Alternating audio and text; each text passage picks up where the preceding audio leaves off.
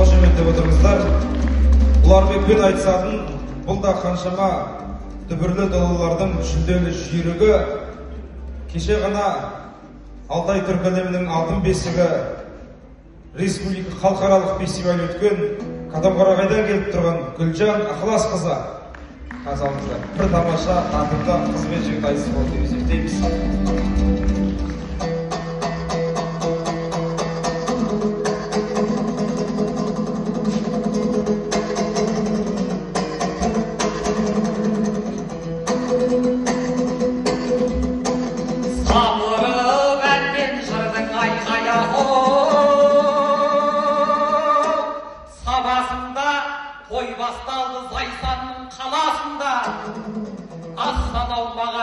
Жерлестерім салт дәстүрі сақталған санасында 155 жылыңмен жаңғар елім бірінің жоқ жасап жатқан шарасында бай қуатты күн кешіп жүрсіздер ме бай мұраттың қорғаған даласында Жамбыл деген ауылда өскен ұлмын қол созып Сайхан деген анашынға жан келсе кеңдірлікте суға түсіп қыз келсе шырғамадық санасында ауылда Нұрлан Мәукен ағам туған олмай ағын аз қазір алашында Нұрланнан кейін онда Гүлнар туған поэзияның көтеріп бағасында солардың ізіменен тәй-тәй басқан мынау ел беттен қақпас баласында ендешелім қорғайын намысыңды тартынбай таланттардың қаласында ағайын өз ұлыңа бір шуласаңшы бұларға қол соғарсың арасында не дегенмен өзіңден туған ұлмын шөл қандырып сен таққан қара суға мен түгілі қолдағы домбырамда өскен ағаш Сайсанның жағасында айқай-ау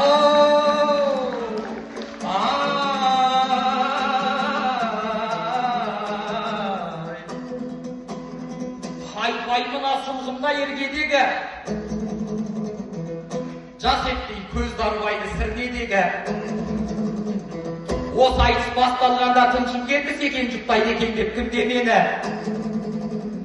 бір жас қылбен жұптайма деп жүредім бойдақпын десем дағамын демеді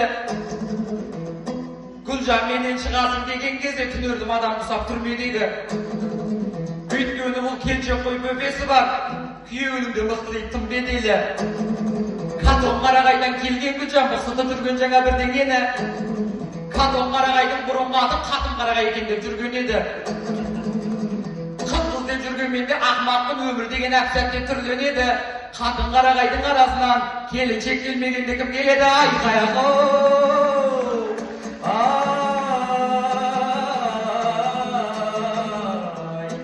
тұлпарға жарасқандай өмілдірік көйлек киіп келіпсің төгілдіріп менің еліме қош келдің Гүлжан сұлу Қатонның ерек-ерек жолын жүріп ал жерлестер қонаққа бір қойыңыздар осындайда қошеметтеп қолын тұрып айтыстан соң қонақ бол бір-екі күн өнер сүйер өлкеге көңіл бұрып Сайхан мен сауыр тауын көрсетейін берейін мың түрлі гүл шоғын жұлып абай парктен мороженое берейін кешке концертке апарайын көңілді қып күйеуі мен баласын ертпей кеткен келіншекті күту керек көрім қылып Қатонқарағайдан келіп тұрған келіншекті біздегі келіншек гүлге шомылдырып айқай-ау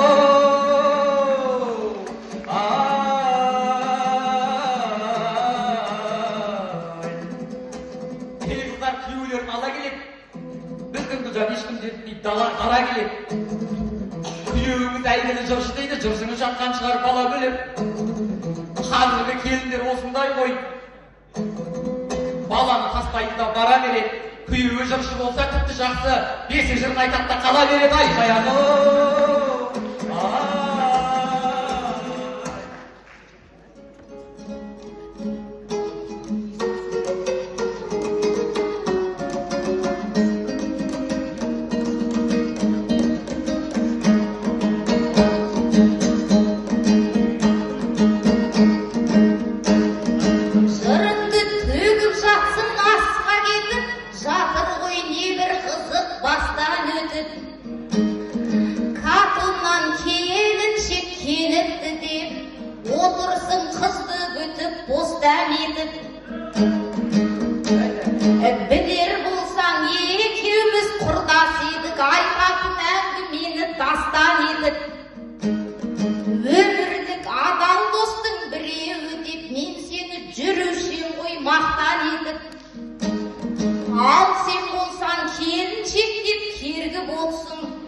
үйлі баран болатын жастан өтіп келіншектеп кететуі неден екен, өзі де келіншек алар жасқа жетіп ай.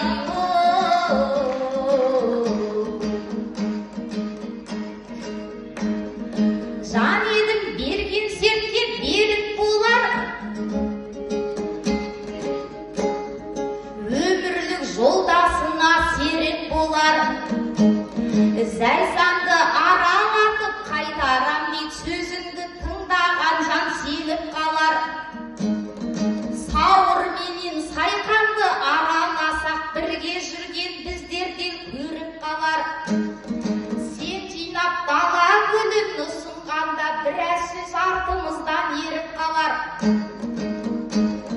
Келіншек көлге шомылып барар болсам, сенімі жан жарымның сөніп қалар.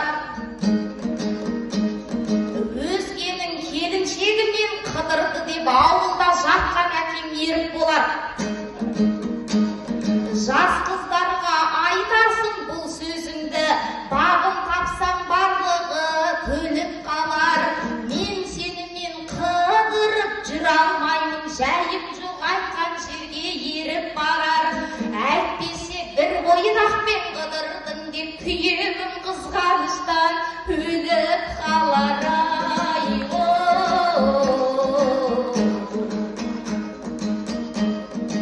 Еркелеп еркесінде елік қырдың, еңкейіп есігімнен еніп кірдім. Төрінде той болады деп ақындардың, бір жерге басын қосып желіктірдің. Жүзіндегі көйлі күннен күн тамсанған, мен сенің бақытын дел көріп тұрмын. Тудырып текті бермен алыптарды, о бастан босағанды беріп қылдың. Ұлық бегес дәулеттей ұл өсіріп, құшағын қар өлеңмен керіп тұрдың. Құсанбайып серіктей сер ұлыңды, жасынан өлең жырға жерік қылдың. Баймұрат емес беді батыр бабаң, шомылған шуағына көдік нұрдың. Қазбектей ұстаз ақын тұрған кезде, мен сенің ертеңіңе сеніп тұрмын. Сауыр мен сайқаныңды сан аралап, мен табай құшағын дел желіп құрдым. Анамның махаббатын бермесең де, шағыттың шапағатын сен ұқтырдың. Алтайдан келген қызға қолыңды сұқ, қолмағын қолдайды деп сеніп кірдім. Ағылып көр Алтайдың төскейінен, сағынып зәйсан сені келіп тұрмын ай.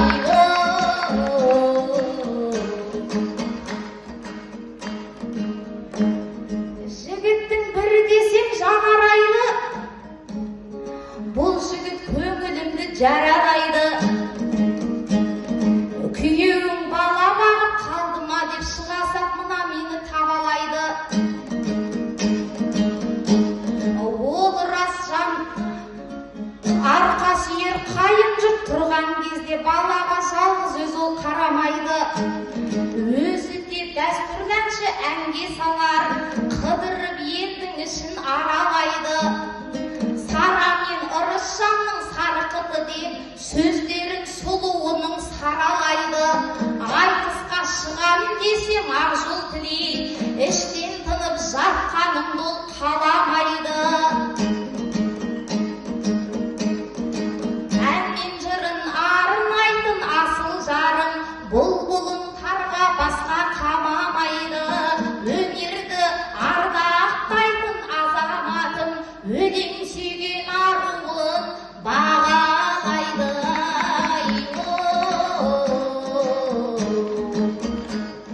Жайым жоқ жақсыларға қырық қалар, қызықты елгітеді бүгін болар. Сүйгені кез болмаған бұлылар бел, қутыңдап қызды көрсек жымың қағар. Айтыста аман жүрсе қыз келіншек талай жұлын болар. Үйленбей жүре берсең әлі ертең келіншек түгіл кемпірге күнің қарар.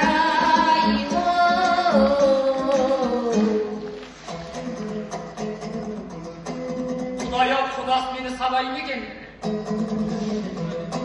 Мені көрсе бойдақ деп талайын екен.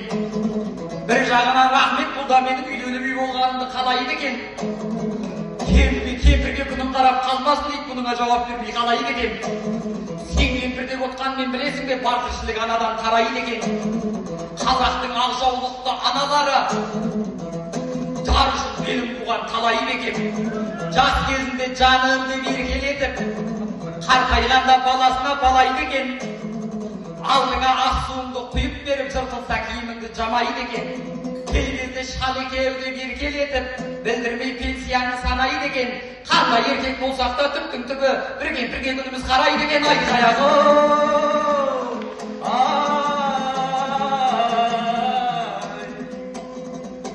мынау елдің жүрегіне қарады бір әзіл сөзден салайық дара көпір. Жәннені де ерісін қолына алған Сайсанның қыздары қарап отыр. Кемпірге күнің қарап жүрмесін деп айтарда адымыңды санап отыр. Біз түгілі Сайсанның күні қазір Айелита апамызға қарап отыр. Ай қаяғы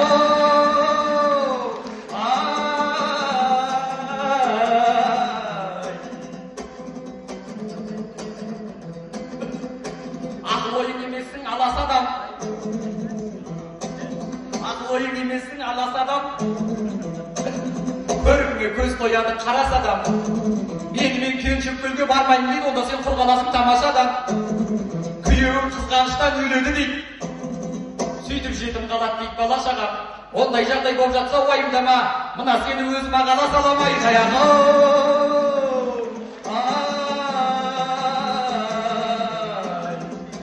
Құрдасыма көгілім көлдейсің ғой, мына көлден шөп су таппай шөлдейсің ғой. Әзіл үшін айтып тұрмын құрдасың деп, әзіл үшін төбемнен төнбейсің ғой. Күйеуім қасымда жүре берсін, ол өлгенмесе маған көнбейсің ғой. Күйеуім 100-ге жетсін деп тілеймін, ол банда тек биікте өрлейсің ғой. Ал өзің 110-ға жетсен өйткені күйеуіңді өлтірмей өлмейсің ғой. Ай қаяғы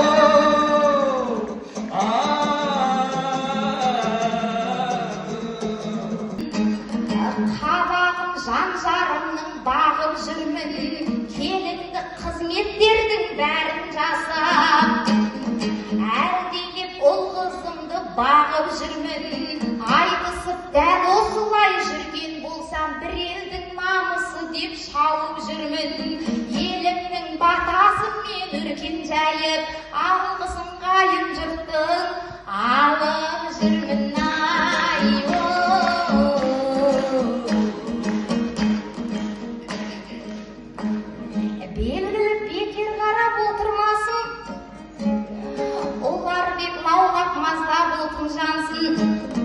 Бұйырса сен де келін әкелесің, таңдаған сүйгеніңе қосылғасын. Бірақ та алған жарым бұн қатырмай әншейін ішіп жеуді опырмасын. Ауылға отпаймын деп келін болып түсе сала қалаға тасынбасын. Шалқар түсті көрсетіп әрең тұрып, көргендер масқара деп шошынбасын. Бойдағы жыныңызды қағып алып, желігін дәл бүгінгі басылмасын. Келінді қызметтерді атқара алмай,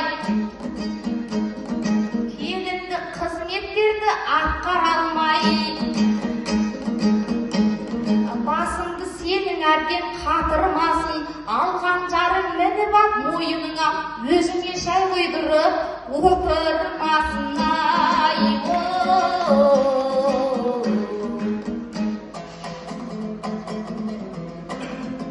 Ойламен бауырыма басама деп, құрдасын қаслақтырдау тасаға кеп, менің әлі алмаған жарымды да жамандап жарнамасын жасап әлек.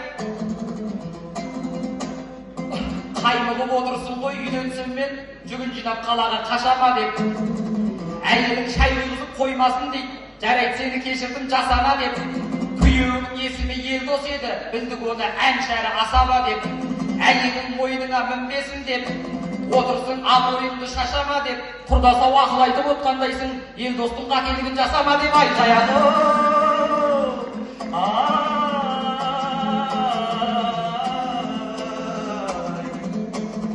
Ағайын шап деп отсаң, шарықтаймын.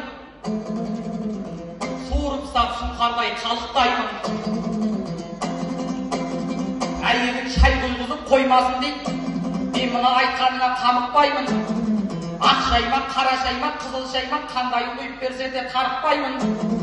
Қазақтың шай ішпесе бас ауырады, мен өзім шай ішуден жалықпаймын. Шай құйып бере алмайтын қызды көрсем, оған мен жылы қабақ танытпаймын. Басымның ауырғанын жаза алмаса, ондай қызға басымды ауыртпаймын. Ай жаяды.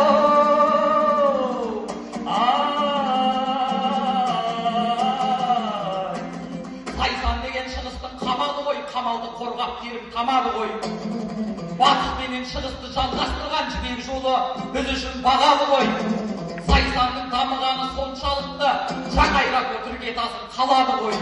Бұйырса мынау ел Алматы Астанаға бұлттардың үстіменен барады ғой. Өз еліңнің өскенін өріп айта алмасаң, шелектеп төгілмейме барады ғой. Аэропортты бекерге айтқан жоқпын, біздікі сол ұшпаудың амалы ғой. Туған өз елінің өскенін кім тінемес, елің өссе көзіне мұң түнемес. Шүкірған Зайсанның күйі жақсы, жүрген жоқ жоқшылық деп жыртып өңеш. Ақ қояннан шығады қара көмір, тоңдым деп ешкім қазір шырпыр емес. Қара бұлақ өндіріп қара мұнай, ақтаулай болды десем күлкілі емес.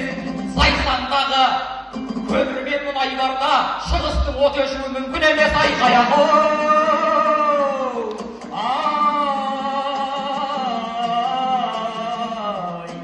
Қадірбектей қадірлеп ақылманды, кеш қылдың қалс екен деп атың мәңгі.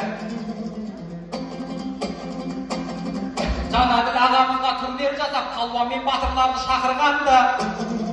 Осыдан апта бұрын бұл Зайсанды Адырнадан сұр жебе атылғанды. Мергендердің халықаралық жарыс өтіп, бір Зайсанда бәйге өтсін деп мақұлданды. Сол жарысты көруге барғанда бір оқ тиіп жақын қалды. Ал бүгін ақындарды алдырыпсың, шақырып алыспенен жақынманды. Қысқасы біздің Зайсан жақсы көреді, жүрегінде рухы бар батылдарды. Оғы жерге түспейтін мергендермен сөз жерде қалмайтын ақындарды. Айқаяғы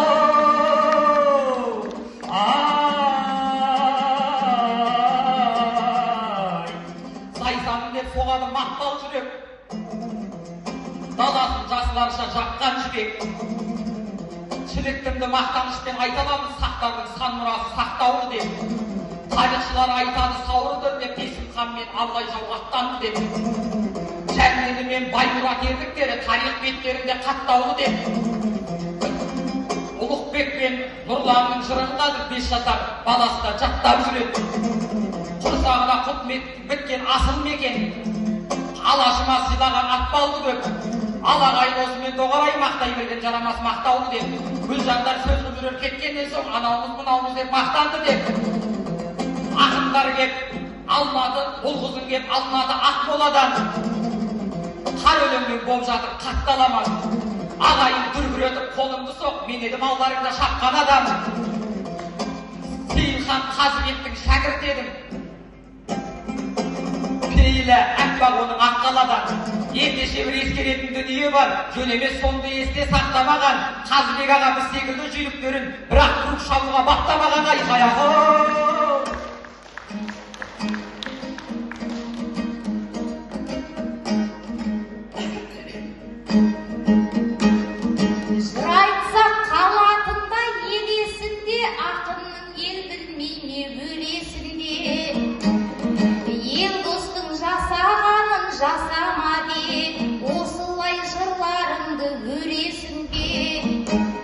мойнына шығармайды ол ешкімді, айналған әулетінің төресінде. Тек мені алақанда аялайды, сөзіме ал құрдасым сенесің бе? шамын шығарып ел алдына асқақтатып тек қана көтереді төбесіне ай бірсіз азаматтың асыл ізгі биікке домалатқан тасыңызды көрінгенді сөз етіп қоймадың ғой көрген адам сақылды жасы жүзді бұларбек ойлаған соң айтқаным ғой 30-ға жақындаған жасыңызды тым құрыса сәкендей түріңде жоқ қиылтып қиғаштатар қасыңызды еркебұлан ағамдай ақ емессің қыздар көрсе сипалар басыңызды тезірек бір аруға үйде берсін ауырмай ішкің келсе асыңызды қыздарға бас ауыртпай жүре берсең жазарсың басқа затпен басыңызды